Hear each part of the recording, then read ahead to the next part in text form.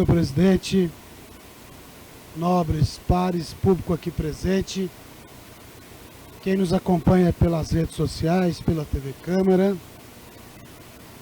O que me traz à tribuna, um dos assuntos é a respeito da nossa audiência pública.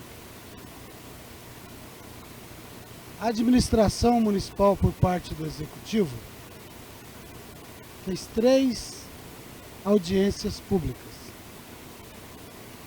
Nenhuma delas transmitida. A possibilidade que o Francésio teve de assistir vindo de viagem é uma oportunidade que a Câmara Municipal ofereceu. Pode falar, Sérgio. Não, eu estou só te falando para você chegar mais perto do microfone que tá baixo. Tá baixo aqui, viu?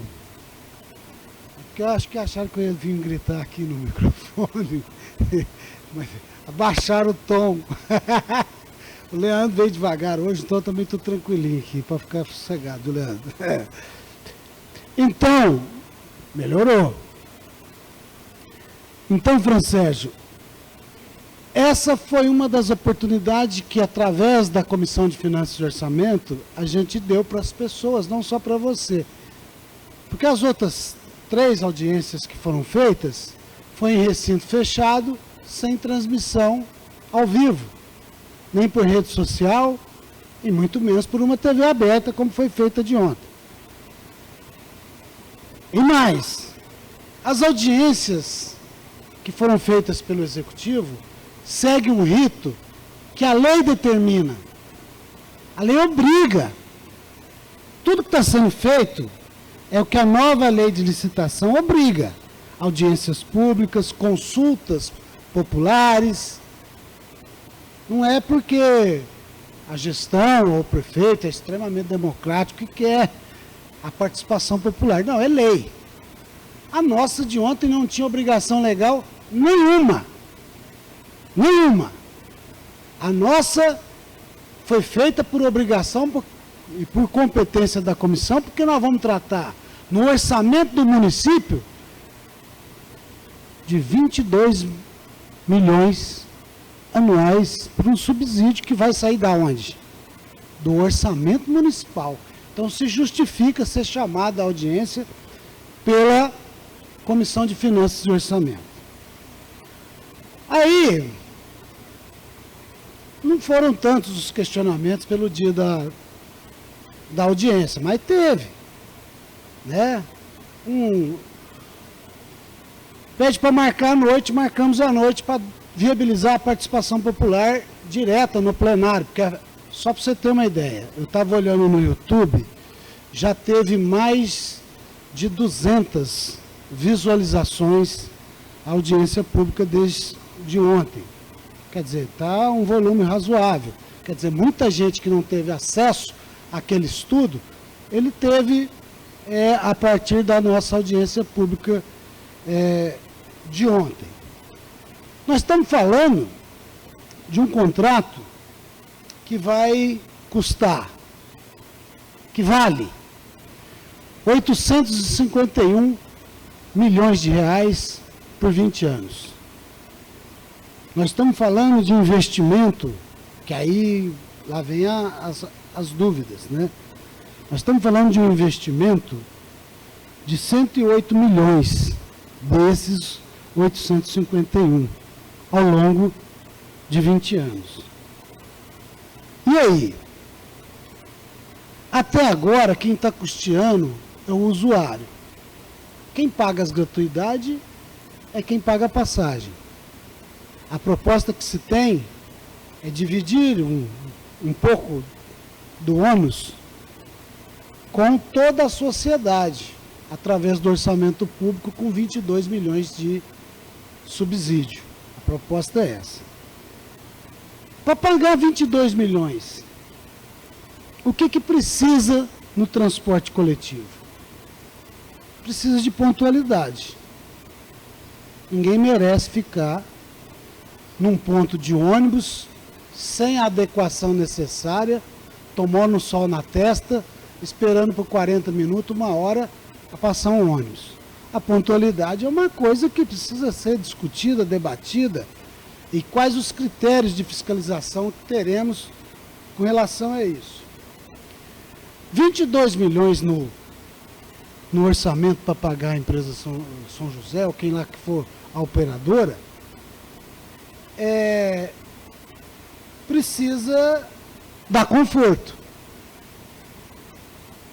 Quem vai pagar 22 milhões, que é o poder público, para a execução do serviço da próxima operadora de ônibus, tem que exigir conforto. Tem conforto hoje? Não tem. O valor na tarifa. Vai ter dinheiro público para pagar, vai ter que dividir o custo operacional com o passageiro. Então precisa ter uma tarifa diferenciada. O subsídio, ele tem que fazer com que haja um retrocesso, diminuir o valor da tarifa. O que se debate e o que a gente vai discutir a hora que o projeto for protocolado. R$1 é suficiente para quem vai receber 22 milhões anuais, que até então recebia 0, para poder custear o serviço? Isso é uma outra coisa que nós vamos ter que discutir. Então, vamos deixar muito bem claro, vai ser protocolado um projeto de concessão aqui para a gente discutir um contrato que vai ser apreciado no processo licitatório, tem que seguir à risca, e que tem coisas, Francesco, que nós aqui, que vamos autorizar a abertura do processo licitatório, que nós podemos fazer enquanto legislador. Muita coisa que foi discutida ontem, nós vamos ter que indicar para o Poder Executivo que não é papel nosso. Então nós vamos ter que ter esse discernimento para fazer. Já darei, excelência. E um outro critério, olha, estou falando de 4, hein? Que se fizer esses 4 aqui, Franca vai ter um dos melhores transportes coletivos do Brasil. O outro critério é a questão da sustentabilidade. Então, quando o Leandro está falando disso aqui, Francésio, esses 4 pontos colocados, nós estamos falando de modernização no transporte. E muito do que foi criticado ontem é que vai se investir um valor grande para praticamente a mesmice, que vai ser praticamente a renovação da frota, que vai estar nesse custo de 108 milhões, renovação da frota da maneira convencional, do jeito que está estabelecido hoje, e pagamento das gratuidades e redução de passagem. Pois não, excelência. Gilson, eu concordo com o que Vossa Excelência diz e reitero o seguinte, é isso que tem que acontecer, é isso mesmo. Quando eu fiz na minha fala aí que eu discordei de muitas coisas que eu ouvi, é porque eu não vi isso muitas vezes aí. O que nós temos que ter é essa responsabilidade com o dinheiro público. Nós precisamos nos atentar aos números, sentar, a hora que o projeto chegar aqui. Por que é feita uma audiência pública? Para a gente ouvir as demandas da população. A prefeitura, eu tenho que ser justo, eu tenho que fazer justiça. A prefeitura abriu um canal de comunicação para ouvir as demandas da população sobre esse projeto, essa nova licitação, desde o dia 3 de abril. Ou seja, faz 40 dias que a prefeitura abriu um canal de comunicação para que as pessoas se manifestem. E eu acho que o que tem que acontecer é isso mesmo. Assim que chegar o projeto, a gente debater números, debater sobre a modernização, debater sobre o atendimento, sobre o conforto, sobre a qualidade. É nesse sentido, e aí Vossa Excelência está de parabéns pela iniciativa, não só da audiência ontem, mas por esse posicionamento do debate. É um processo licitatório que envolve 20 anos, que nós vamos deixar para uma próxima, praticamente, geração, que está chegando aí, e nós temos que ter muita responsabilidade para ler um contrato e debater sobre ele. Muito obrigado pela parte, excelência. E uma das questões muito debatidas e cobradas, vamos deixar muito bem claro, foi uma audiência de alto nível, eu já tenho concluído. Eu queria pedir os 5 minutos da minha liderança aí, por favor, senhores. Eu sei que nós temos tempo suficiente até o meio-dia para... Pela liderança do PT, 5 minutos, vereador Gilson Pelizar. Uma das questões muito cobradas ontem, eu estou dizendo que foi de alto nível ontem a audiência, e aí se fala que às vezes faltou os usuários participar da audiência, mas nós estamos discutindo, não é só a questão de usuário não. Os 22 milhões vai sair do bolso de todo mundo.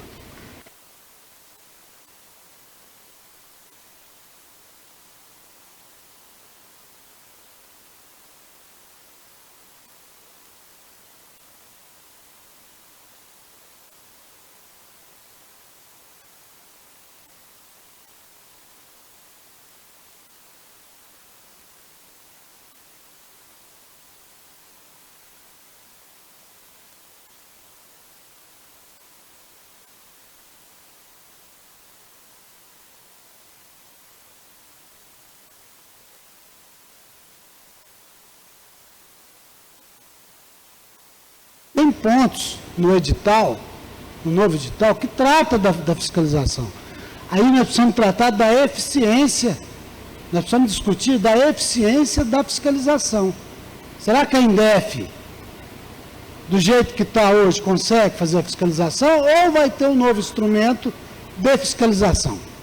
Pelo que eu conversei com a Milena, porque eu vou ser sincero, eu tô lendo ainda a questão da proposta de edital, nós não temos nada de concreto ainda, nós não sabemos que jeito que vai vir o projeto.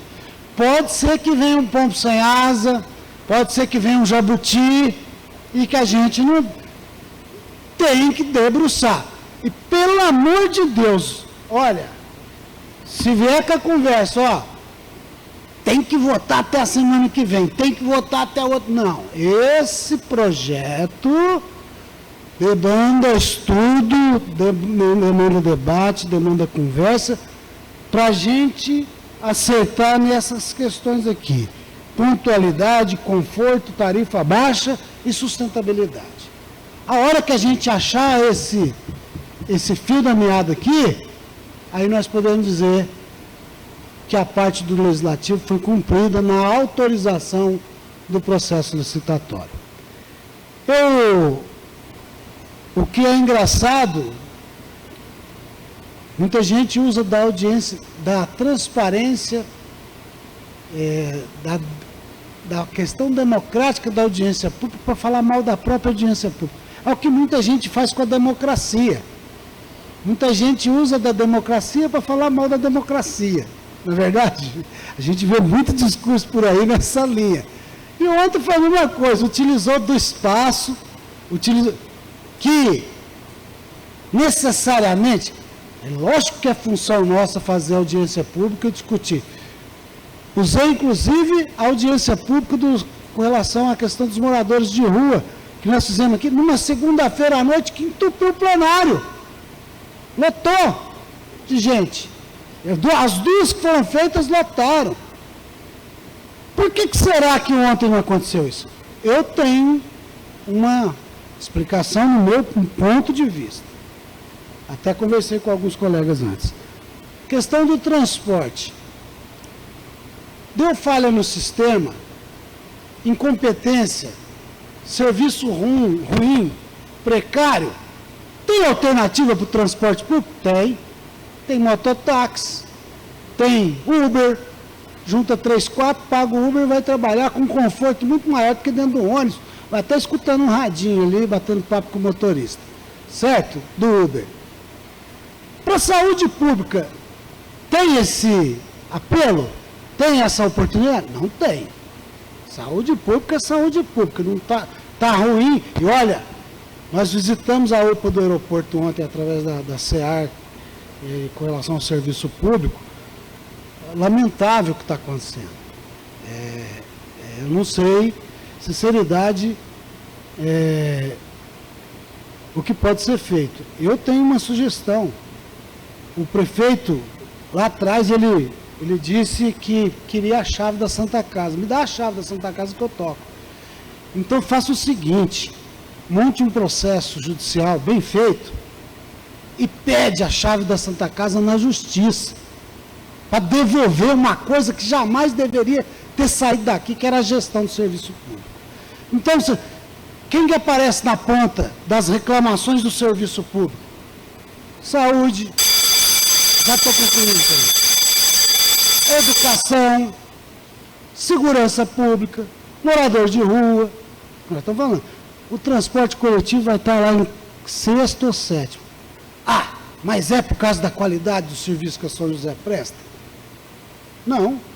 É porque antigamente nós tínhamos 110 ônibus com uma demanda diária no transporte coletivo. Hoje são 50. Muita gente saiu do sistema de operação do transporte coletivo, não usa mais desse serviço. E isso não reflete nas pesquisas quando você vai fazer a análise de quais os serviços que estão sendo bem executados, quais que precisam de melhor participação, ação do poder público. E às vezes o transporte não parece, não é por causa disso.